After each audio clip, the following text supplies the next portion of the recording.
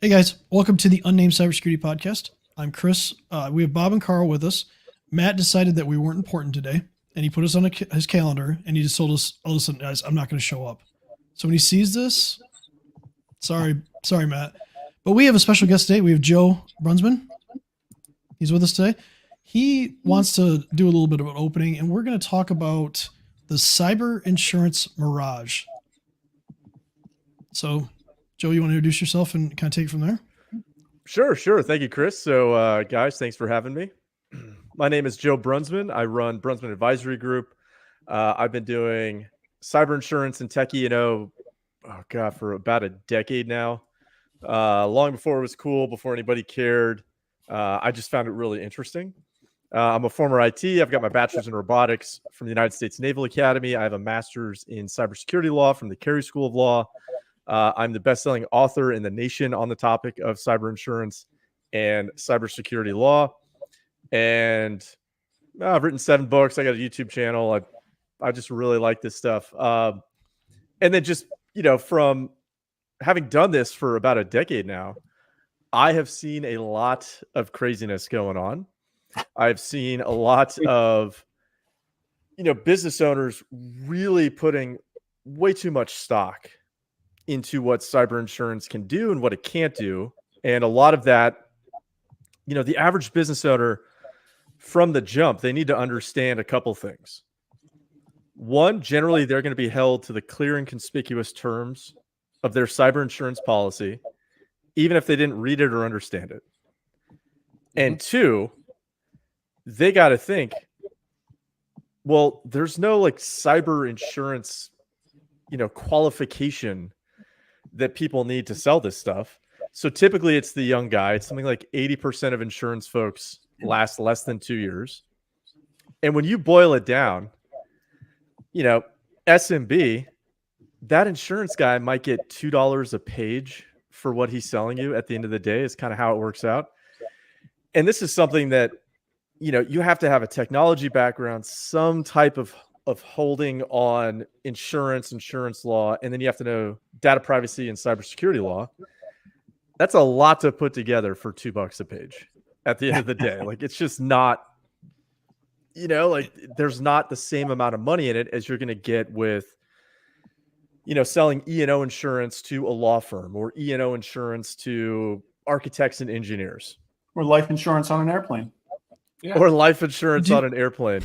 Yeah. One of the best places to buy it. Do you see that as one of the major problems with why obviously you see it as a major problem is why they don't sell cyber insurance really correctly? I mean, we see it every day. I see it all the time. They can never describe anything to the end user. Personal experience, I just went back and forth with a customer of mine, and they were using Travelers on the back end, but the agent kept having to go back to the underwriter to Travelers and come back and forth. And it was just like, it was exhausting. And we had to go back and forth about 7 times for them to get a 60-day extension so that we could implement some security controls that they basically were enforcing. Sure. Which were kind of crazy for a small company, but that's a side note. Yeah. I mean, it's very common that, and think about it this way, right? Like, ideally, you're going to have a guy selling cyber insurance who has all of these cybersecurity designations. It's got a legal background, and it's like all he does all day, every day. But at the end of it, there's just not that much money in it. So for something that could fundamentally bankrupt some SMB, their insurance guy, and also all the statutory protections and provisions I have as an insurance guy, it's on my side, not their side. And so it's one of the reasons I put out so much free information is I am trying to, in my own very small niche part of the world, give as much free value and knowledge and education to both the cyber insurance agents who email me and thank me for my videos, and so the SMBs who email me and thank me for my videos. At least they'll know what questions to ask. What are the big stumbling blocks? What should they be looking out for? In most instances, businesses owners come to me and they go, "Hey, I need cyber insurance." And I go, "Okay, well, question number 1, do you want me to explain what cyber insurance is?"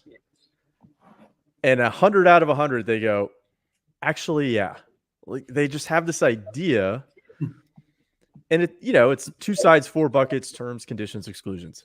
That's it. It's not hard, but a lot of business owners are starting from this basis saying, hey, I know I need this. I'm scared of it. There's insurance to cover it. They go to an insurance guy who says, oh, yes, everything's covered. All is right with the world. Buy this thing from me. And that's how bad things end up happening at the end of the day. It gives a false sense of security to the business owner, right? So, from the IT side, it's, hey, always have defense in depth, which is a great idea. Cyber insurance is when all else has failed. When that full defense in depth has been penetrated and, hey, alarm bells are going off, that's when cyber insurance comes into play. It was never designed, nor is it meant to be the answer to all cyber issues.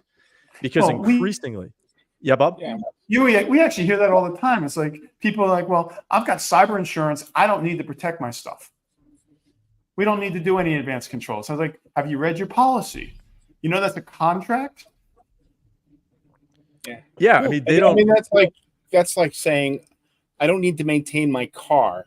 I have auto insurance, and who cares if the tires are bald and that I drink when I drive? I got insurance. I'm all good.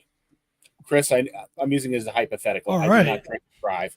I am saying it as a hypothetical. I looked at your eyes. I could see that was. Joe, would it be fair to say that all insurance should be the last resort in anything? Like, it doesn't matter what type of insurance it is. I mean, that's the last resort, right? Like, you never want to get to the insurance part of it.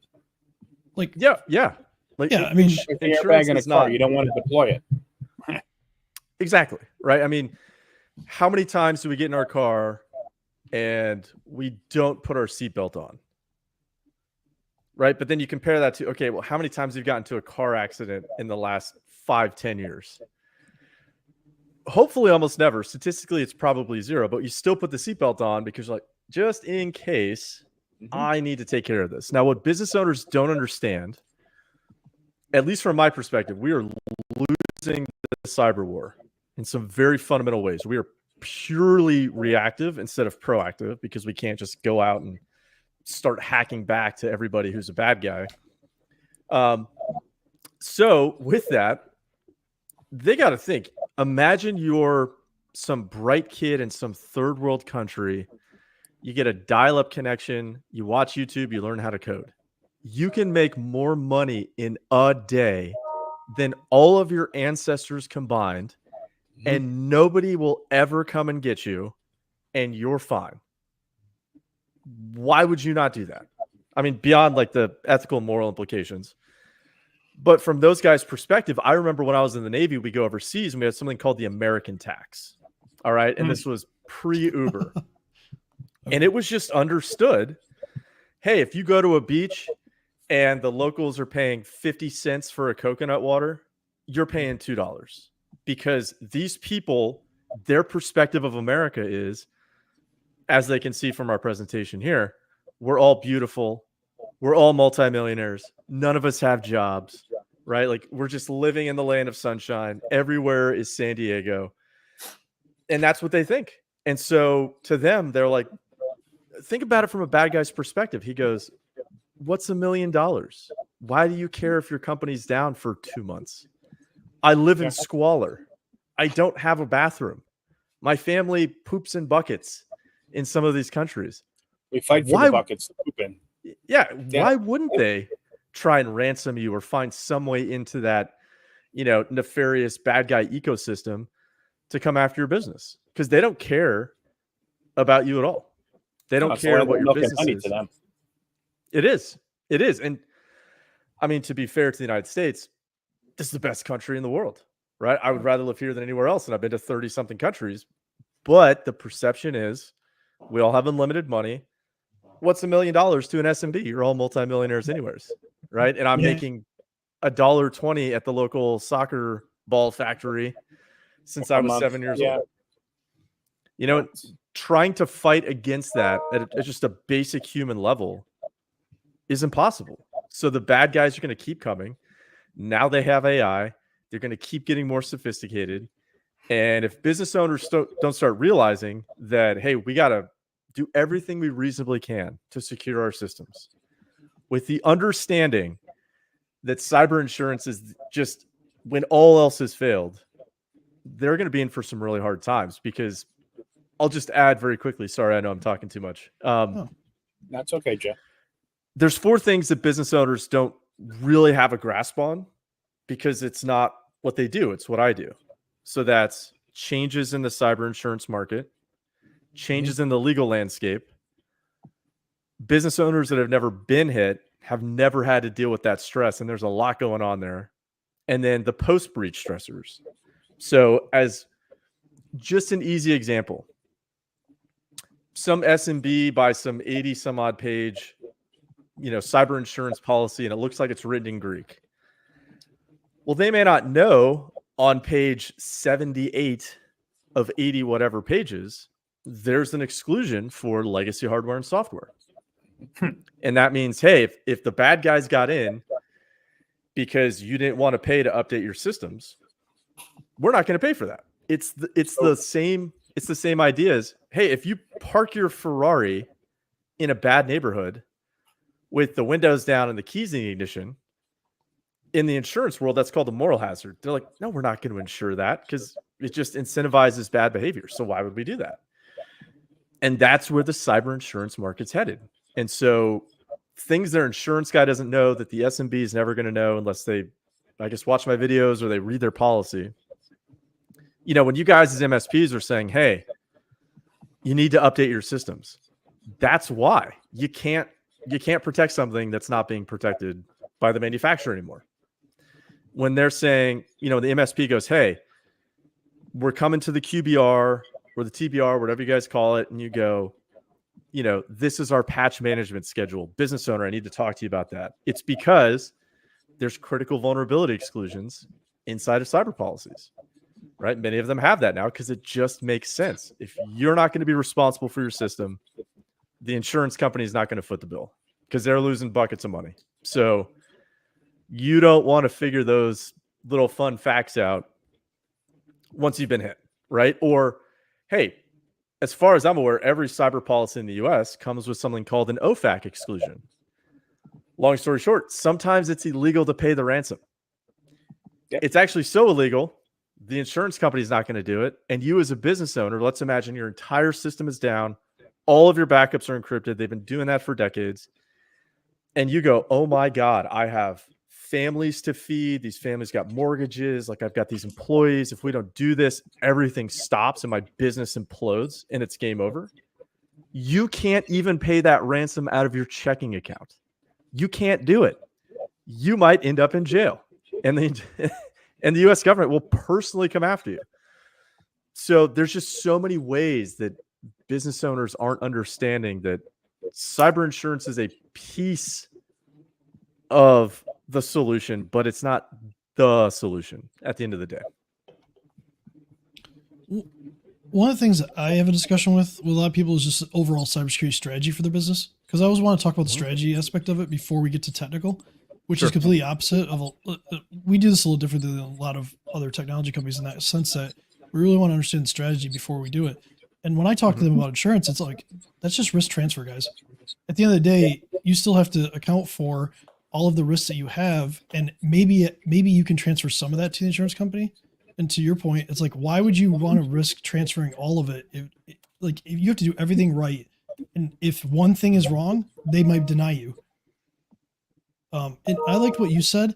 You almost made it sound like the insurance industry is the house at a casino. And that my words, not yours, because the house always has an edge, right? No matter what we do, the house always has an edge. And I never thought of it like that until then. So I'll probably use that at some point. Not that I talk about insurance because I'm not licensed to be an insurance person, but just when we talk about the strategy aspect of it is like, do you want to give the house the edge, or do you want to try to do all the stuff first and then worry about that? Well, like, let's imagine for all those business owners listening that they have this amazing cyber policy, it has none of the exclusions on it. No exclusions got triggered, right? And they're good. They got hit. Their cyber insurance is paying out. They still haven't factored in 3 of the 4 elements that I previously discussed. Mhm. So one, there is a patchwork of laws and regulations across the US. It depends on where they located, what industry are they in, where their clients are legal residents of. So maybe you're in Florida and you got snowbirds and they're actually New York citizens. And you might have this issue, and now all of a sudden it's like, oh no, I've got multiple states attorney generals coming after me. I'm sorry, attorneys general, to get that right. And they go, we didn't even know these laws existed. And our attorney didn't tell us. And it's like, yeah, because when he passed the bar exam, data security and privacy law effectively didn't exist, right? The first breach notification law is circa 2007 from California. So maybe you have a guy that's been practicing law for 30 something years and he's phenomenal. That's your business law attorney. That's not a data privacy attorney. That's not what they do all day, every day. So you may not even know that these things exist. Now you got to worry about, okay, what regulators are going to come after me? What are they going to demand? How, now you have to start dealing with the claims folks at the insurance company. You're going to have to sign all of these engagement letters. You have generally no educated basis. You just got to kind of hope that what's in that engagement letter is right because your business is down. You got to have a vendor and, you're operating on a wish and a prayer. And then, man, regulators could come after you. There was 45 class action claims following data breaches filed every month last year. And I believe it's only gone up since then. So now you could have some SMB, they got a class action claim. Plus they got regulators. I hope you have a lot of insurance money. But even then, every business I've dealt with that had a cyber event, and it's been a lot over 10 years, they've all said the same thing. Holy God, that was not worth it. Yeah. So they touched the stove. They figured out it was hot. And now you're like, all right, well, are my clients going to leave? Am I going to be in the media? And then all the stuff that they were putting off in terms of increasing security, it's like, well, now they got to do it in a quick hurry because either A, regulators are going to demand it. B, their attorney is going to say, you better do this now to show that you're being responsible. And then C, your cyber insurer is going to go, what have you done to mitigate this risk moving forward? That's if they don't just non-renew, you get chucked to the open market. You got to pay more for that. You got to shell out all this cash. So there's a whole bunch of ways that this goes sideways in a real big hurry. When really the easy answer that I tell my cyber insurance clients, like they always come to me because they're like, oh, I used to be an IT guy. And I just go, hey, the easy answer is go to the subject matter expert you are paying to help you with this and just say, hey, dude, what's the biggest bang for the buck, right? If you were me, what's the biggest bang for the buck? Just rank order it and let's talk about it. Have a discussion with your IT folks to say, all right, we're never going to be perfect. We're certainly not perfect now, but why don't we just start moving towards that direction? The ultimate benefit to that, to everybody listening, is you have to try and show, if you get hit with one of these claims, that you were being reasonable, right, in your security. You can't do that if you're like, hey, I'm driving a 7 Series BMW and my small dental office has zero cybersecurity, right? You're going to get slapped by the court system, by all your clients, and a bunch of angry parents. So the easy solution is don't play the game. Right? Don't play the odds. I agree with you completely, Joe. As far as not playing the game, I think you're speaking to the choir here. I know we're getting close to the 20-minute mark. Sorry. Yeah, no, I just wanted to see if we wanted to. I have one question. When you mentioned a data privacy attorney, I know most of my clients have never even talked to a data privacy attorney. So I think, would your recommendation be that over a certain, I know revenue is kind of tough here, but over a certain revenue, they should definitely engage with a law firm that has at least a data privacy attorney on staff and actually have a conversation about where their risks really are? Yeah, so I would say my professional opinion being put out to the world is that every business needs to engage with qualified legal counsel to determine their legal obligations. In a practical sense, I understand not everybody can do that. And frankly, there's not a lot of money in that space anyways. So they're just hard to find because not enough people have started doing it yet. it's a very specialized skill set. These laws are changing all the time. I read those things for fun and make videos about them. And even I have a hard time keeping up with this. So they put on the AI laws and implications on data privacy. It's a disaster. But I would say, going back to what you were saying with, the laws and everything and how the lawyers don't know it. Bob was sharing with us about a case in New Jersey where the attorneys, what was it? A trust and estates firm, only 6 people. Six partner firm. 6 partner firm, 50 years old, got breached. They gave everybody, all their 100 clients hey, 1 year of online monitoring for you. And they went out and hired 2 new law firms to go ahead and sue them for $5 million. So even though they're not falling under, I don't know what type of trust and estates, we're talking about the aggravation of having, most small businesses, 100 clients, probably 100 of their best clients have now turned into adversaries. You talk about the toxic relationship that can happen because of a breach. Yeah. I mean, I think the one key element that SMBs don't understand here, like if I had to boil it down to anything, if somebody asks me, what are the odds my business gets hit this year? Or even if somebody asks me, what's the average cost of ransomware? The real answer, when you nerd out on this stuff for 10 years and you bug your wife and you've taken, probabilities and statistics and you analyze the background data, nobody has any idea what the probability of getting hit is. Nobody has any idea what the average ransomware cost is. Because think about it this way. You could go to a, one of those like online breach cost calculators, right? That data set is only as good as the data they're willing to share.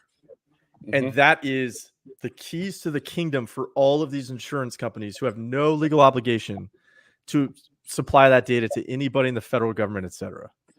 So a lot of people are playing the probability game and they don't know the probability, right? It's like, would you play Russian roulette if you had 1 million cylinders, right, on that revolver? It's like, no, I wouldn't. Would you play Russian roulette if there were 3 cylinders? No, I definitely wouldn't.